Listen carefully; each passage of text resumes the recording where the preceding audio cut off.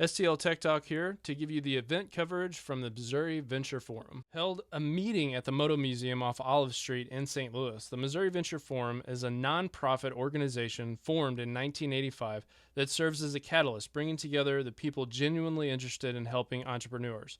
Their mission is to simply serve entrepreneurs, those leading the growth of earlier stages of business through peer networking, topical education, and access to capital resources. Thank you, Paul. Well, welcome. I'll start over. Good morning, everyone. Thank you for making the effort to get here. What a beautiful morning this was.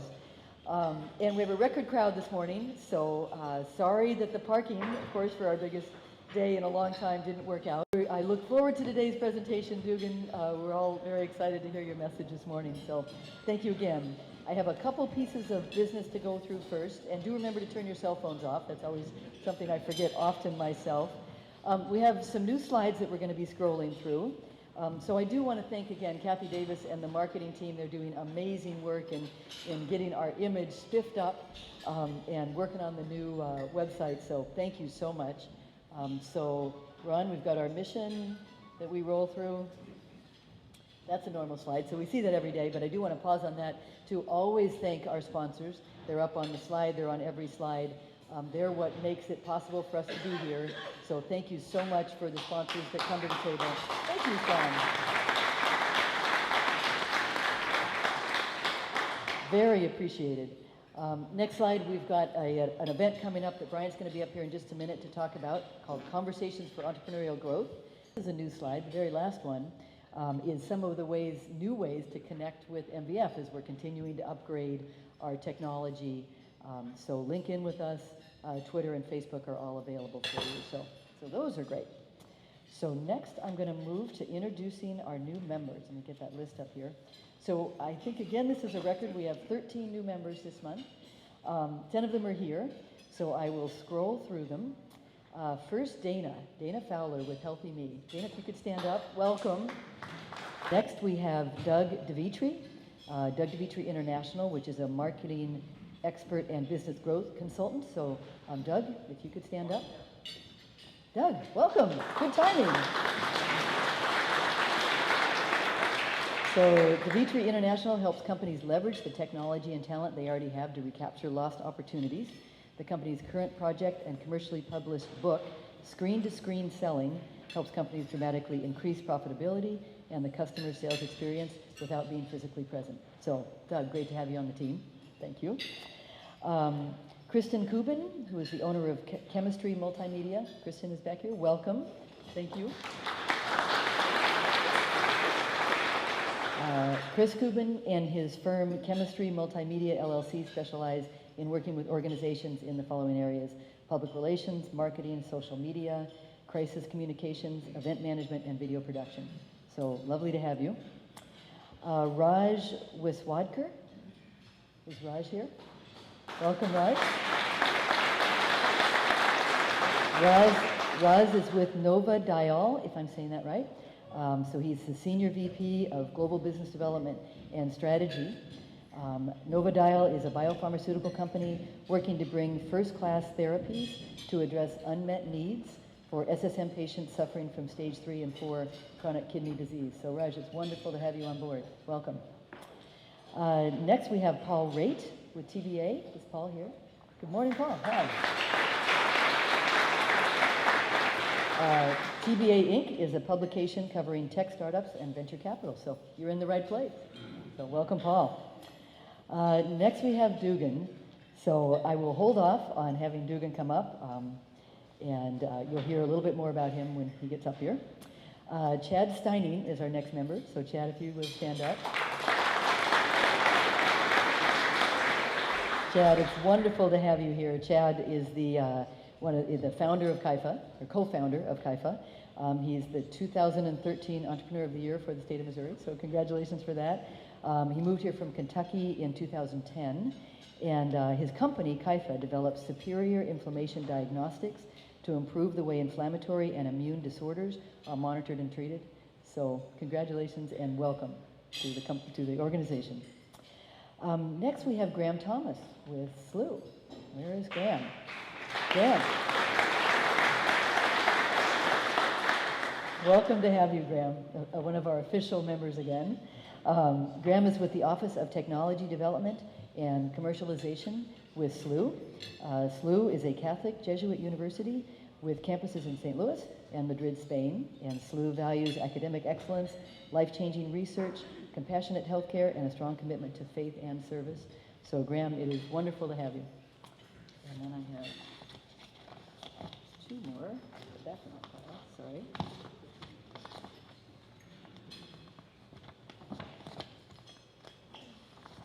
There they are. Great. Tamara. Is Tamara here this morning? Tamara Wilgers. There she is. Good morning.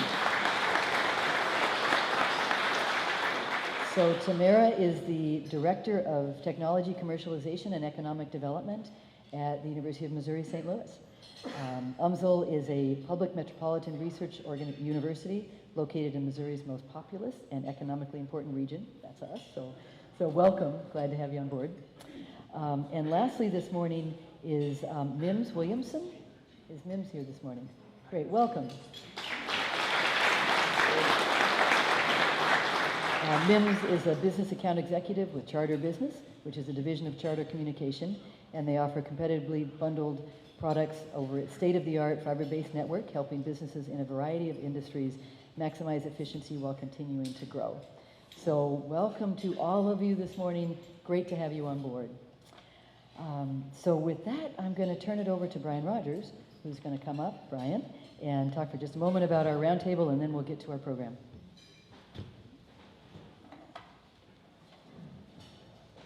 A lot of notes.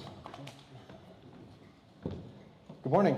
My name is Brian Rogers. I can hear myself. Everyone can hear you? Okay, good. I'm just a quiet, shy, low-spoken kind of guy, so I definitely need the mic. I have the privilege this morning of announcing a series of educational events that's coming up, and it's called Conversations for Entrepreneurial Growth. And we've designed the programming in order to give entrepreneurs access to a variety of experts so that they can get their answers or their questions answered. It'll be 3 different events on the 3rd Tuesdays of August, September, and October on Tuesday nights, 4 to 6 p.m. at the Pierre Laclede building. And the first event's coming up in just 3 weeks. It's called Intellectual Property, Protect Your Brand, Protect Your Product, Protect Your Assets. And we've got a great panel of experts, Mike Devereaux from Mueller-Prost, Don Kelly, who I saw earlier from Evans & Dixon, patent and trademark attorney, and also Joe Bleckel from BioGenerator. And then our second event is on raising money from friends, family, and fools. A lot of startups get their early money from friends and family who invest, I'm sure, out of love. The fools basically come from the people who are crazy enough to invest in startups before they really, they're just an idea. So we've got a good panel coming together. We don't have it quite finished, and I'll need your help for part of this. But Jim Brasunas from I-10 will be on the panel. Jill, Tim, can you help me with her last name? Polk, sorry, from Armstrong Teasdale. It may be a little premature, but I'm excited to have her, so we're still working on making sure that her schedule permit. And then I need your help, though, because we'd love to have the point of view of an entrepreneur who successfully raised money from friends and family, who can give their point of view. So if you have any thoughts on that, please let us know. And then our last event I'm really excited about. It'll be October 21st on startup financing term sheets. I'm excited because we have such a great panel. Marie Carley, who you've seen and know, Tim McFadden from Armstrong Teasdale, and Kyle Wellborn from Arch Grants and also Cultivation Capital. So basically we have the whole deal team here to answer questions about finance deals for angel investments and also venture capitalists. So sign up now. It's $15 for MVF members, $20 for non-members. We limit it to 25 because we want to make sure everybody can ask questions and get answers. We've done this is our 4th year. We've never had an empty seat, so if you snooze, you lose for sure. Sign up at www.missouriventureforum.org. Pull out your iPhone now. Just go ahead and get it out of the way. Or you might want to wait for this, but you could call 314-241-2683, and I will turn it over to Tim. Oh, flyers on the table.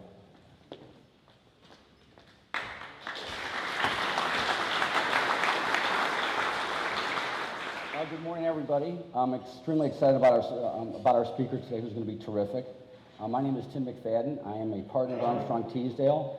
I'm the chairman of our firm's Emerging Company Program. I'm also the program chairman for Missouri Venture Forum. And today it is my honor to introduce to you our keynote speaker, Dugan Sherwood. Dugan is the co-founder and managing director of Cambridge Innovation Center St. Louis, or CIC St. Louis. Prior to coming to St. Louis, Dugan spent 5 years leading CIC's sales and relationship management team in Cambridge. Prior to his time with CIC, Doug spent several years working in experiential education throughout the United States, with a particular focus on leadership development for high-achieving students.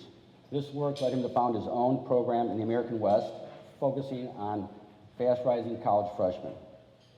Dugan also interned for the late Senator Edward Kennedy and is a director of an organization called U Cities, which introduces students to social entrepreneurship. Dugan is a graduate of the University of Utah, and I'd also like to point out that last night he closed on his house in Webster Groves and has moved his family here, which is a big deal. So I'd like to introduce to you Dugan.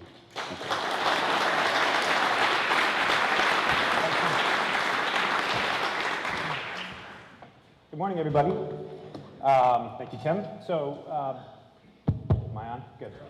So, I frankly can't believe how many people are here at 8 o'clock on August 1st and it's Friday morning. So thank you so much for coming out and giving me a chance to introduce myself to this community and to tell you a little bit about CIC and who we are. So I'm going to take a few minutes and basically tell you who we are as a company, what we do, why we do it, and then more directly, why we've come to St. Louis. This is the first city in the United States that we've chosen to expand to, and I couldn't be more excited about that.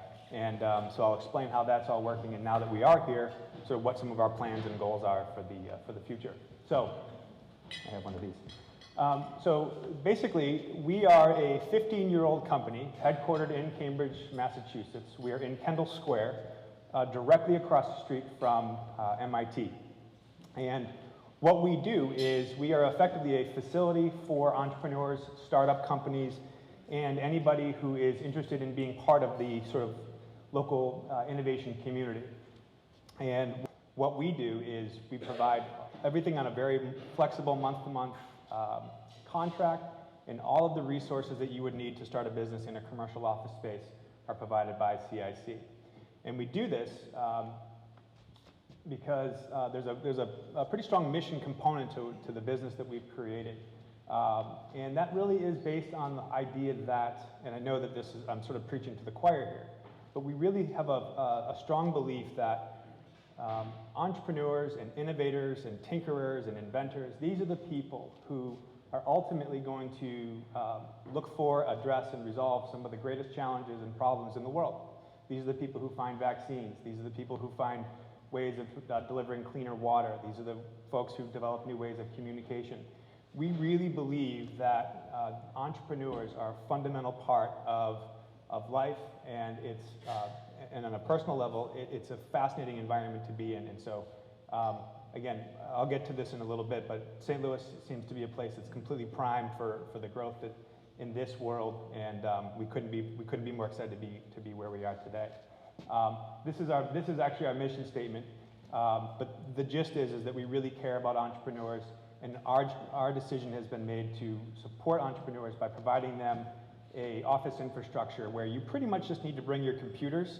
And the idea is that you bring your computers and you move into CIC, and we take care of everything else, much the way a sort of high-end hotel would provide services to you without any opulence. There's nothing opulent about sort of our model, but we really try to just make sure everything works beautifully and perfectly, and we have the staff to provide back-end support. So all the sort of heavy back-end, unsexy stuff that goes into buying an office space, we take care of. There's no lease when you come to CIC. All of the conference rooms and the tell data, and there's food in the kitchen, and there's staff support. You can't get the printer to work on your computer. You hit a button and someone comes down. It's a full-service facility, and it's all bundled into a fixed fee and all on a month-to-month contract. So again, as an entrepreneur, you don't know what your life is going to be in 5 years, let alone 5 weeks in most cases. And so CIC allows you to opt out at any point when it makes sense for your business. And so In Cambridge, for the past 15 years, we've been working on this model and really perfecting it, and we never really thought about expanding. We really just were really focused on what we were doing there. And we are 2 months away from building out our facility, our first facility, newly constructed facility in St. Louis. This just gives you a quick snapshot of the types of spaces that we build. We're really, really big on community. And after 15 years, we have in Cambridge, in our facility right in Kendall Square, we have over 700 companies, all under one roof, sharing space and services. That's about 2,000 people made up of 700 companies.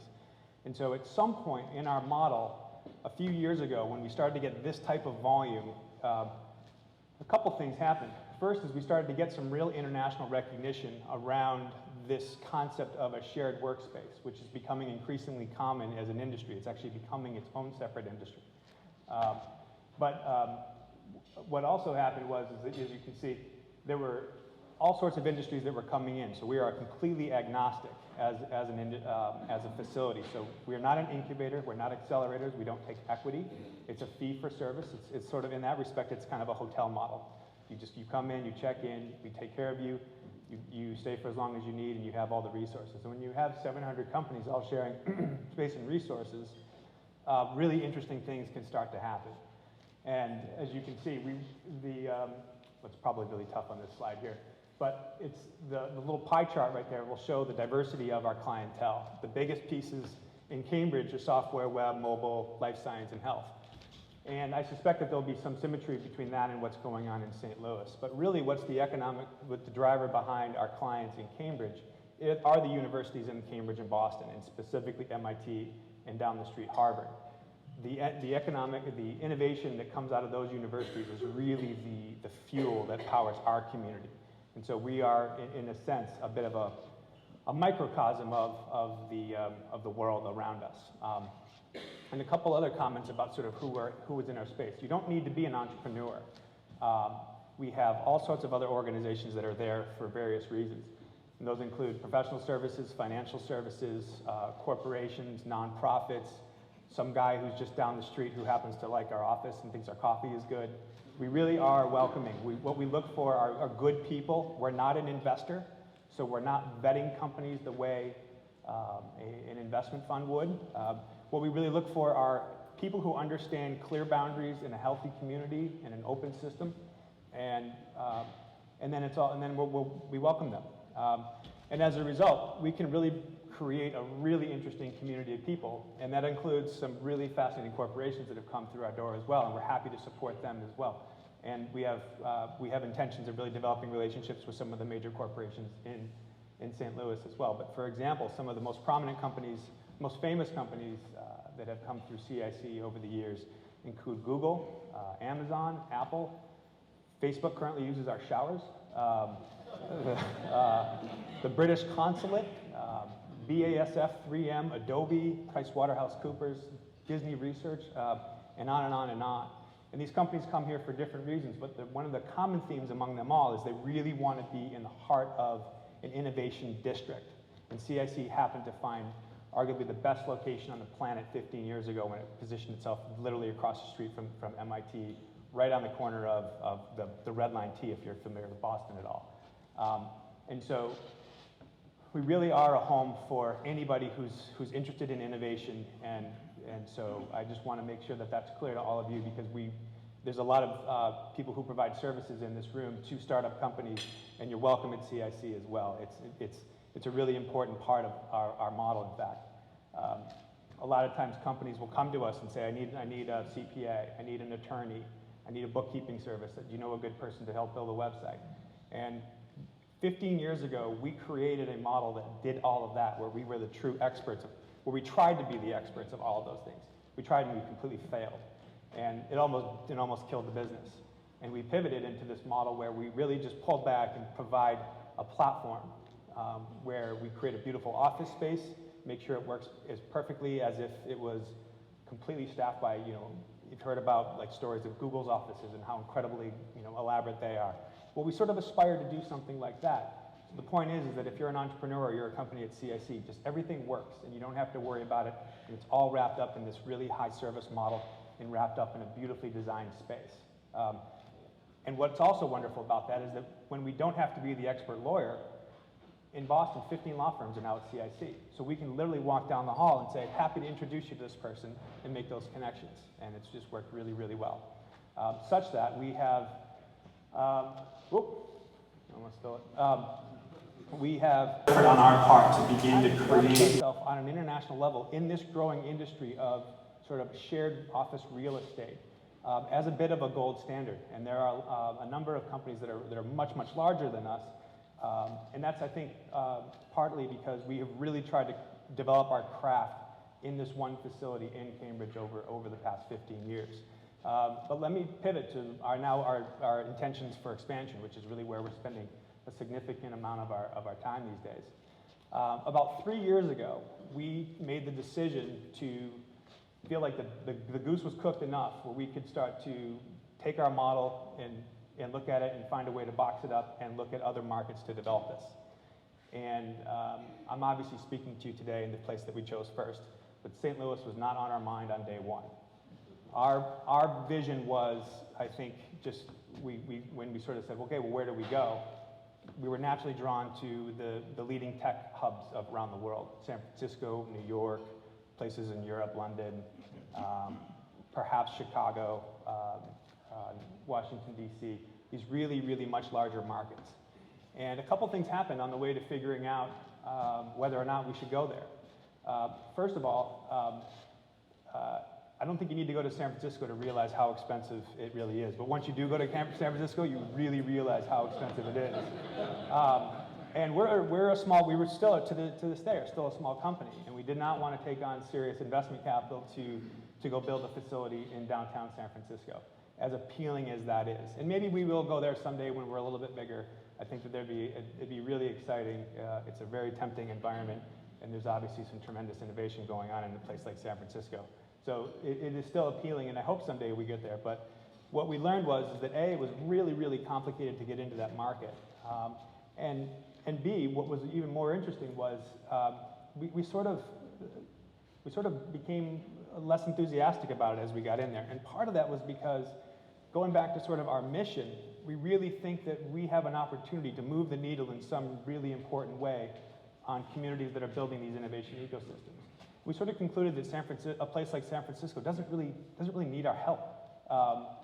And it was a devastating blow to our ego, but it is sort of true.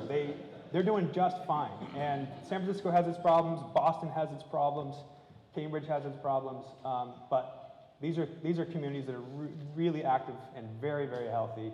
And we frankly concluded that the opportunity cost of our time there, and when you add the investment that we have to go into it, just didn't make sense for us. And so we said, okay, well, where else are we going to go? And that's when things got really interesting. We said, are there other smaller markets that are growing, that have something going on that we can get in early and really help move the needle? And that's when we started to look at these smaller markets around the United States. And I'm sure many of you in this room have read some of the recent studies that talk about where new jobs are coming from. There's a very famous Kauffman Foundation study that talks about how all net new jobs in the U.S. are coming out of companies that are fewer than 5 years old. And we've read that too, and we've studied that, and we've seen a lot of the truth in the Boston market to those reports. So there's a lot of cities around the United States that are trying to develop innovation ecosystems as the larger corporations are hiring fewer and fewer people. And the proof that a startup ecosystem is really beginning to develop jobs and other economic growth. And so we had lots of choices to go to. So we started getting on airplanes and going to different cities and checking them out. And when we got off the plane in St. Louis, what we saw was something different here. And I'm not sure how much perspective everybody in this room has about that, but there are certain things that are going on here and other cities have other things going on. But what we saw that was different here was that there was so much that was working incredibly well. Some of the first things that we did as we toured the city is we went to the old T-Rex, not even the new T-Rex, the old T-Rex, and we saw this locally grown startup facility. that has a very similar DNA to CIC. We're just 15 years later in a little bit different model in terms of the level of service and also the cost. But this was something that was so cool, and we know how hard it is to stand this up. We saw things like Arch Grants. We saw groups like Cultivation Capital and the investments that they were making. Met entrepreneurs like Dan Lohman and how he's developing Lab 1500. Jim Brasunas with I-10. Archangels, Arch Grants, all these different groups. And these were things that were actually working. Biogenerator. These were all really hard things to do, and they were all working on a grassroots level. So that told us there was something really cool going on at the local level. And it very quickly turned our focus to look at why not St. Louis. And then what really sealed the deal for us was meeting and learning about the Cortex Innovation District. Dennis Lauer and his team at Cortex are the folks that helped us. Once we had a sense that St. Louis was going to be our home, then we went and looked for our home within our home.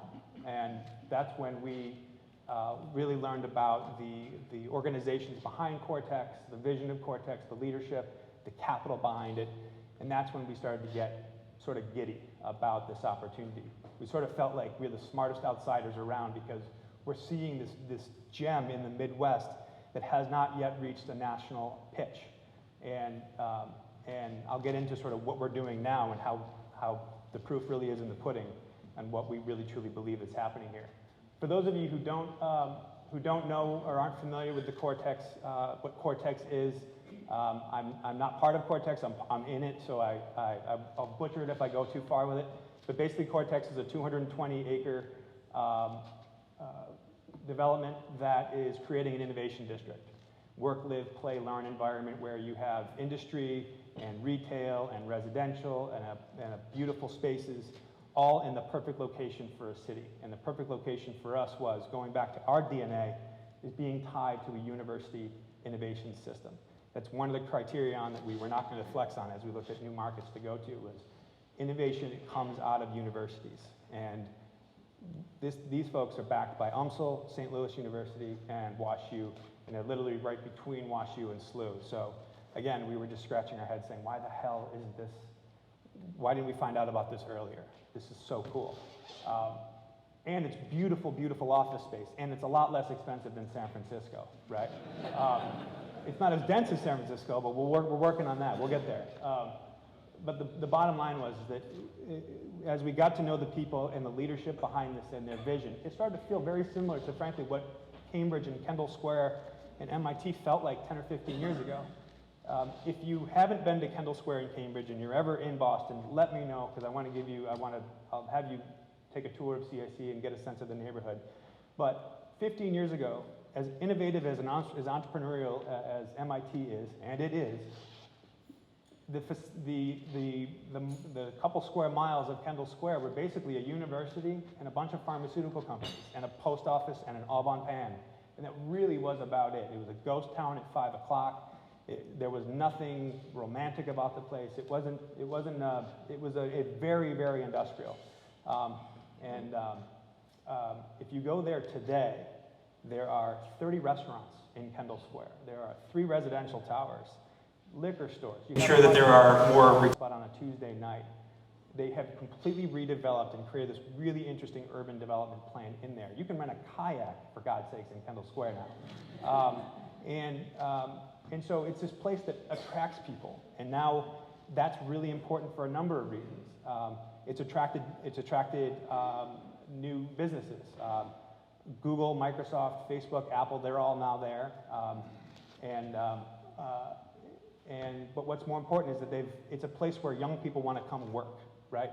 And that makes Boston an incredibly competitive marketplace, where you get off the train in Kendall Square and you look around you, and it feels like a dense Silicon Valley. Silicon Valley is pretty much you need to get into a car to go to a meeting. At CIC in Cambridge and in Kendall Square, you get out, and everything's walking distance, and that's really cool. And they're building this in a city that's as vast as St. Louis, and as spread out as St. Louis. Their vision is to really create this density within this campus environment, and we think it's absolutely great, and it was very similar to us. So that's where. Make sure I got here. So that's where we are. Specifically where we are is last year we took our first step into St. Louis by signing a lease, a 15-year lease, in what's now called the at 4240 building. It's 4240 Duncan Avenue, right in the heart of the Cortex district. And it's a really cool renovated building.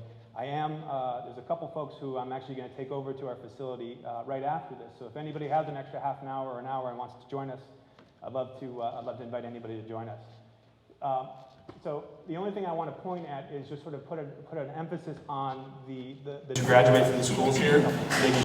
This is the physical layout of our 4240 space. The top right corner is a separate. We did not lease that space, so that's not ours. But everything else, the one thing I want to leave you with here is, if you look at how it's designed, it's incredibly cut up, and we do that because density really, really, really matters. People, proximity to one another is really what's important. And if I were to point at just a couple things that I think St. Louis really needs to develop, it's that density. And that's why I think what's going on Washington Street and downtown is really important. And that's why I think what we're doing here and what Cortex is doing is really, really important.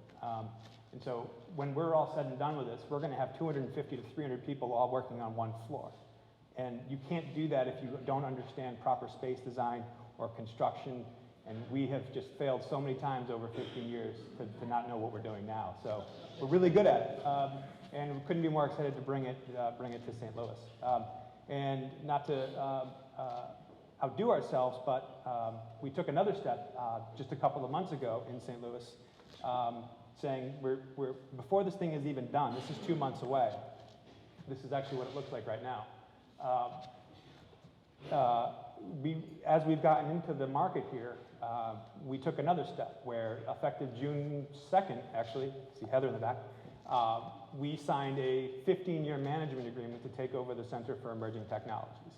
So CET is now CIC at CET, and with thanks to a really generous investment of $5.7 million from Cortex, we're going to be taking markets within sort of some of the space within CET and really renovating it and following the model that we've cooked up for the 4240 space.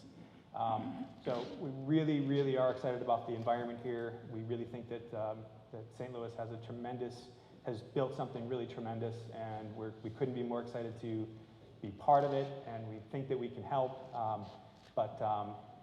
And let me just say something on a personal level, as sort of an outsider who has chosen to sort of move here. As Tim said, I closed on a house this week in Webster Groves. I literally moved in last night at 9 o'clock at night. When I was first thinking of moving out here, I was completely happy in Cambridge, and I'm from New England. My family's from New England. My mom lives up the road. She's not happy. People said to me, "You're going to love it. It's so cheap out there. Right? The cost of living is really amazing. It's going to be awesome." And the cost of living is less here, but it's not changing my life less. Right? Life is still expensive. It is a gallon of gas costs less money in Missouri, but it's not why it's not the selling point. I heard Jim McKelvey make this point a few weeks ago at some presentation he made, and I really think that that's very true. Is that that's not the sell. It hasn't taken. My wife has been here for a month, and I've been coming and going for about 6 months. It's the lifestyle here that has been so surprising. And maybe it's a Webster Groves thing, but I've only been there for a week, so I don't think it is. I think it's a St. Louis, it's a Midwestern thing. I don't know, but as an outsider, there's got to be I think that there's a lot of people like me who, if they knew what was going on and the lifestyle that you could have in the Midwest, they would think really, really hard about coming here. And that was the biggest surprise for me, is that I grew up on Cape Cod on the beach, and I have this vision for my children that they're going to grow up on Cape Cod on the beach and have the same boat and all this stuff that you think about that you screw with your kids. And I never had the Midwest on my radar. And so, but I have to say, I'm so grateful that this opportunity came my way, because it really is a wonderful place to live. And if the whole movement towards innovation and this thing works, and it is already, this city is just bound to really become great, and we couldn't be more pleased. So that's CIC. Thank you so much. Happy to take any questions.